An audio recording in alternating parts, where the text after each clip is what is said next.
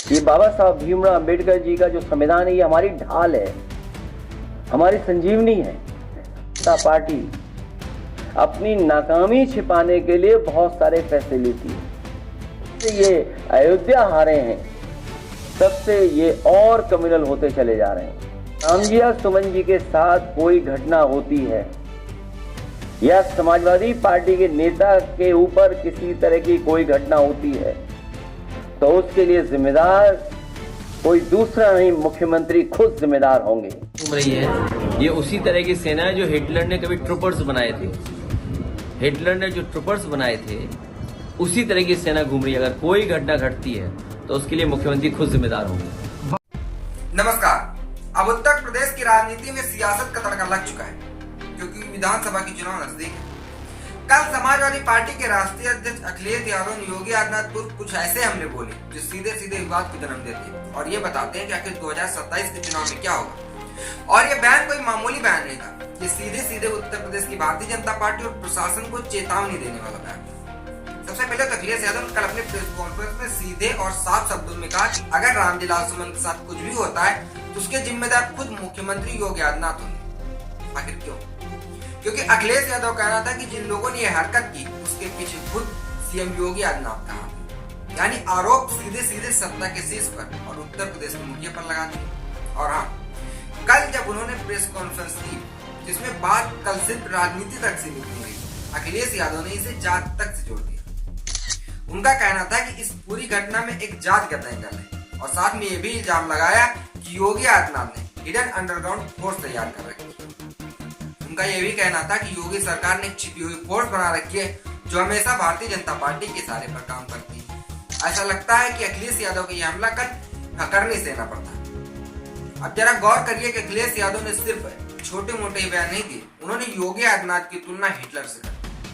बोले कि जैसे हिटलर अपने ट्रूपर्स तैयार करता था, वैसे ही ये सरकार ट्रूपर्स बना रही है और ये ट्रूपर्स का काम है कि हमें अपमानित करना, डराना और दबाना। घूम रही है, ये उसी तरह की सेना है जो हिटलर ने कभी ट्रूपर्स बनाए थे। हिटलर ने जो ट्रूपर्स बनाए थे, उसी तरह की सेना घूम रही है। अगर कोई घटना घटती है तो उसके लिए मुख्यमंत्री खुद जिम्मेदार होंगे।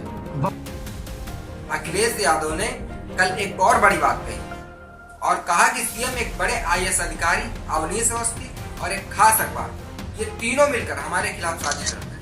आप सोचिए, ये कोई साधारण आरोप नहीं है, ये सत्ता के पूरे तंत्र को कटघरे में खड़े करने वाली बात। कल अखिलेश यादव ने जिस अखबार की बात की, समाजवादी पार्टी कार्यकर्ताओं ने उस अखबार का खुलकर विरोध। ये कौन सा अखबार लाए हैं? ये अखबार मैंने कितनी बार मना किया, ये कचरा अखबार मत लेकर के आइए, हिंसा और नफरत फैलाने वाला अखबार है। कितनी बार मना किया कि और जो अखबार हुआ करे वो दिया करिए, ये मत दिया करिए हमें। अरे कल से नहीं लाएंगे। नहीं, कल क्या होता है हमें नहीं चाहिए अखबार। अब आते हैं राणा सांगा विवाद पर। करनी सेना कुछ लोगों ने रामजी सुमन के घर पर तोड़फोड़ की।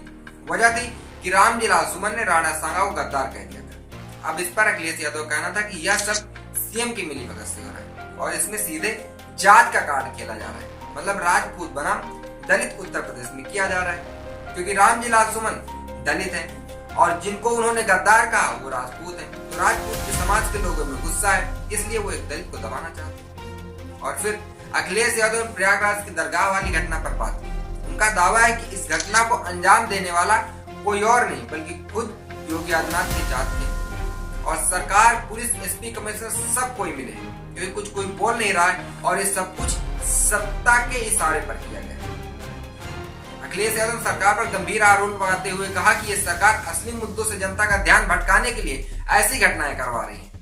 उनका कहना था कि पिछले 10 सालों में जितने भी प्लॉट कटे हैं, सब 2-3 खास लोगों के लिए अलॉट करवा दिए गए, यानी भ्रष्टाचार उत्तर प्रदेश पर चरमता है। क्योंकि इस बात को कोर्ट ने भी माना है। कल कोर्ट ने कहा कि उत्तर प्रदेश में कानून का पूरी तरह से पतन हो गया और अंत में अखिलेश यादव ने दावा ठोक दिया कि यह सरकार मात्र 2 साल में चली जाएगी। मतलब अखिलेश यादव कहना था कि 2 साल बाद जब 2027 में चुनाव होंगे तो भारतीय जनता पार्टी का उत्तर प्रदेश सफा होगा। लेकिन क्या ये इतना भी आसान है जितनी आसान से अखिलेश यादव कह रहे हैं? अब देखना यह है कि इस सियासी संग्राम में कौन किस पर भारी पड़ता है। लेकिन एक बात तो तय है, यूपी की राजनीति में तूफान उठ चुका है और इसकी गूंज बड़ी दूर तक जाएगी। आप अखिलेश यादव के बयानों को किस तरह से देखते हैं, इस बात का जवाब कमेंट बॉक्स में कमेंट करके जरूर